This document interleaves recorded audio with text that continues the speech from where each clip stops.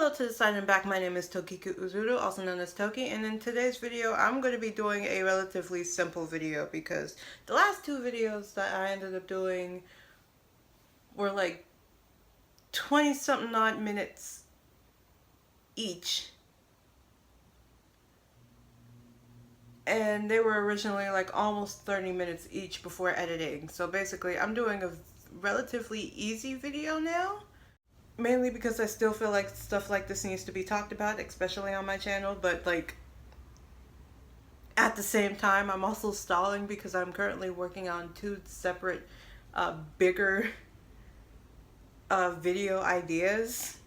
And seeing as though I haven't really had time to go ahead and work on them, I still wanted to make sure that I put out a video at least this week. If not this week, then like by the time this video actually gets out. I have no idea anymore. Basically, last week, as of recording this, was just like absolutely hectic for me in like personal life areas to where I couldn't really work on anything because I was too tired to work on anything. A few changes. One, I ended up getting new glasses because it was about time. It was about darn time. They are yellow the lenses are tinted yellow to help me with whenever I am just absolutely staring at a screen because I have to edit, and the editing for long periods of time ends up not only does it create brain fog, but it also ends up making my eyes tired from looking at a screen. So not only is it supposed to go ahead and help with like the overall UV rays and stuff like that, keeping my eyes as healthy as possible, it helps me specifically because blue light from screens making my eyes tired. Also, like looking through yellow tinted lenses makes it feel like the world is more alive than it actually seems without it. I just saw a crow again.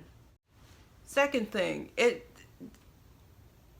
looks like I punched my squish burrito way too hard, and no, I didn't. I just ended up washing this with probably the wrong fabric. I think I ended up washing these with my pair of black jeans. And well, now there's this mark around its eye, and again, it looks like I punched it too hard. I don't typically punch my squish burrito, but I do squish the heck out of it because it's a squish burrito. What else are you supposed to do? But outside of that, and actually getting into today's video, I'm going to be talking about the truth about processing or healing from your trauma. And like, while everyone says, oh, it's like the transformation of a butterfly, you turn from this caterpillar and you end up going into this cocoon, and then you come out as a beautiful butterfly. And the thing that they don't necessarily talk about when it comes to that transformation into a butterfly is that, from my knowledge, I might have to research this even further, and if I am wrong, I will put like a correction somewhere around here, or just leave this part out entirely. Caterpillars end up turning into this weird acid-like goop before they actually turn into butterflies. And now when you go ahead and hear about the whole transformation of a butterfly when it comes to healing through trauma or processing through trauma, you're going to understand exactly why it's so uncomfortable. And I will honestly be giving my personal experience as to why it can be so uncomfortable. For two reasons, mainly. So one, if you're going through it yourself, you don't have to feel alone going through it, because oftentimes you do. And two, so people can go ahead and like not be misinformed at best, or given a rose-tinted view on processing and or healing processing through and or healing from your trauma. Because toxic positivity is just going to continue to be toxic positivity. So I'd rather uh, basically combat that with like personal experience and like realistic expectations. So let's get started. I'm gonna start with something that's a bit of a personal thing for me. Like, I have to go through it specifically, and I'm not sure if everyone else has to. When you start processing through the stuff that you've gone through, you end up being overall less productive in the way that society would want you to be. And that could be for a number of reasons. But for me, the main reason that's connected to me being like overall less productive is because when emotions come up, they come up strong and they tire me out. Now, this could also be because part of my childhood was literally pushing my emotions aside because we have no time for emotions. We have to go ahead and protect ourselves. And just like, I'm overall pushing myself overboard. Or I'm not overworking myself as much as I used to. The second one is actually the random realizations that just pop up suddenly and the emotions that come with them. And like, while I'm surrounded by people, I also don't see them going through this. So it kind of makes me feel like I'm the only one going through it. So on one hand, I feel like I have to explain myself, but on the other hand, I don't think they'll be able to understand, most of them at least, would be able to understand why I can't do certain things. Or like why I'm so tired. The third thing that I specifically wanted to touch on as well was the opening of old scars that you thought healed over. And it's simply because even if you think that you have processed through everything about that one subject or that one scar, no, you didn't. There will end up being another nugget of wisdom that you can go ahead and put to like satisfy a question that wasn't answered the last time you went to go ahead and process through a specific event. And as I said, when it comes to opening up those old scars, sometimes emotions come back up. And it all depends on like what part of it is coming back up. So they often say that healing is itself is a journey and not necessarily one that has a set goal. But if there is to be a goal, it's just to be a better human overall and not allow the traumatic events that you have gone through take away your ability to not hurt other people. The other thing that I have to go ahead and learn is balance when it comes to stuff like that. Because like, though my main intention is to not intentionally hurt people, sometimes people end up getting hurt, and that would be the byproduct of me standing up for myself. And sometimes you do just have to accept that. It do be that way sometimes.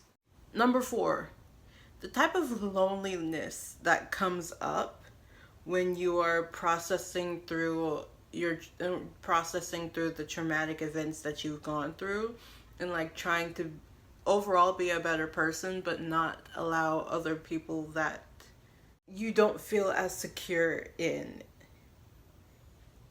anymore, if at all. Like, knowing yourself on a deeper level in that aspect does not allow you to make friends easily when everyone is basically living life as if it's a play and you didn't realize that you were supposed to have auditioned for a part. You get to a point in your healing journey or your processing trauma journey where you realize that you don't essentially vibe with everyone. You can. It's not to say that you hate very specific people. It's just like there are there are certain people that are just not healthy for your overall well-being. Number 5, the amount of hecking confusion that comes with understanding that things are not always as black and white as they seem. For example, though someone could have hurt you in a way, or handled a situation in a way that hurt you, that doesn't mean that their intention was to hurt you.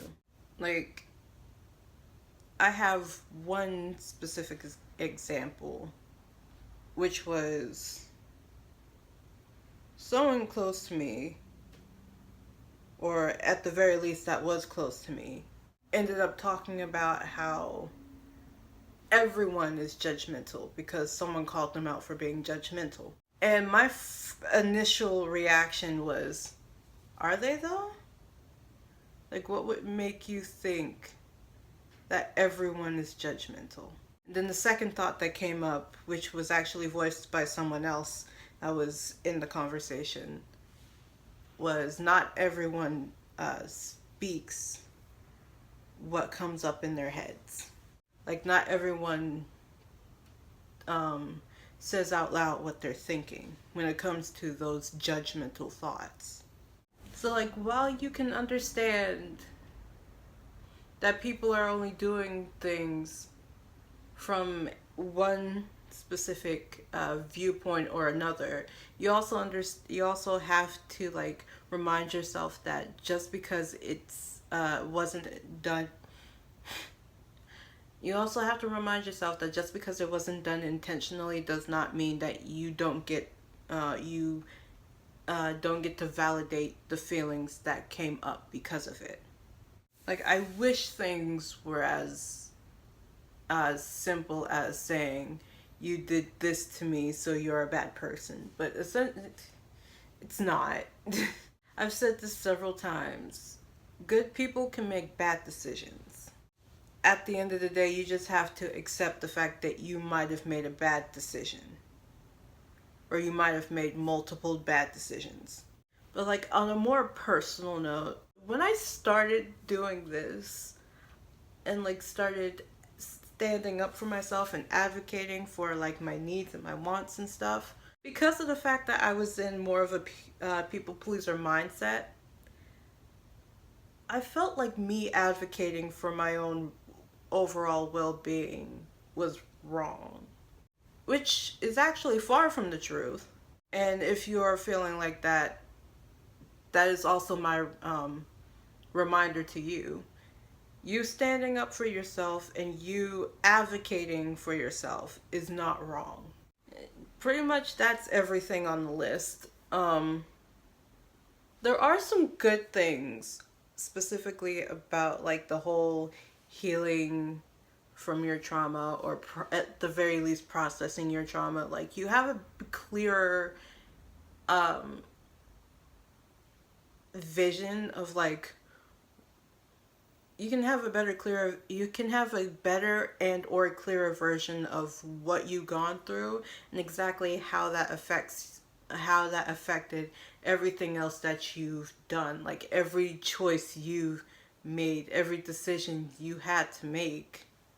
And you also get to learn a bit more about, like, the type of person that you were versus the type of person that you are now, or the type of person that you needed back then versus the type of person that you need to be now. I'm not sure if you were able to see this the entire time, but I'm either messing with the rings that I've put on or the necklace that I've put on throughout this entire video. And though we have this squish burrito beside me, and in my lap is a squish boba.